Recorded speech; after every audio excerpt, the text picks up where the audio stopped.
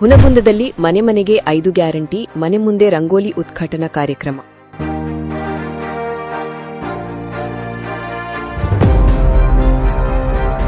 ಈ ಕಾರ್ಯಕ್ರಮಕ್ಕೆ ಸಾಕ್ಷಿಯಾದ 16 ಮತ್ತು 17ನೇ ವಾರ್ಡ್ನ ಮಹಿಳಾ ತಾಯಂದಿರು.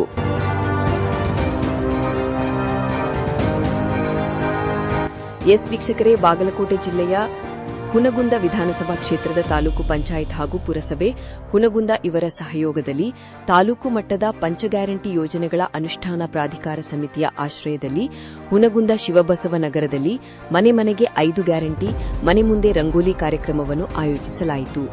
ಈ ಕಾರ್ಯಕ್ರಮಕ್ಕೆ 16 ಮತ್ತು 17ನೇ ವಾರ್ಡ್ನ ಮಹಿಳಾ ತಾಯಂದಿರು ಸಾಕ್ಷಿಯಾದರು. ಪಂಚ ಗ್ಯಾರಂಟಿ ಯೋಜನೆಯ ಅಧ್ಯಕ್ಷರ ಅಧ್ಯಕ್ಷತೆಯಲ್ಲಿ ನಡೆದ ಈ ಕಾರ್ಯಕ್ರಮದಲ್ಲಿ ಸಾರ್ವಜನಿಕರ ಕುಂದುಕೊರತೆಗಳ ಸಭೆಯನ್ನು ನಡೆಸಲಾಯಿತು.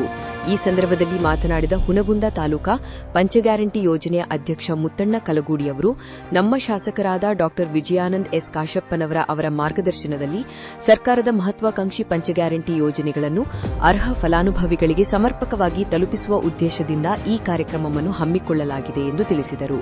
ಮತ್ತು ಪಂಚ ಗ್ಯಾರಂಟಿ ಯೋಜನೆಗಳನ್ನು ಮಾದರಿಯಾಗಿ ತೆಗೆದುಕೊಂಡು ಇತರ ರಾಜ್ಯಗಳಲ್ಲಿ ಕೂಡ ಇಂತಹ ಯೋಜನೆಗಳನ್ನು ಜಾರಿಗೆ ತಂದಿವೆ. ಕರ್ನಾಟಕದಲ್ಲಿ ನಮ್ಮ ಸರ್ಕಾರ ನೀಡಿದ ಗ್ಯಾರಂಟಿಗಳನ್ನು, ನಮ್ಮ ಸರ್ಕಾರ ಜಾರಿಗೆ ತಂದಿರುವ ಗ್ಯಾರಂಟಿ ಯೋಜನೆಗಳ ಬಗ್ಗೆ ಟೀಕೆ ಮಾಡುವವರು ಸಾಕಷ್ಟು ಜನ ಇದ್ದಾರೆ.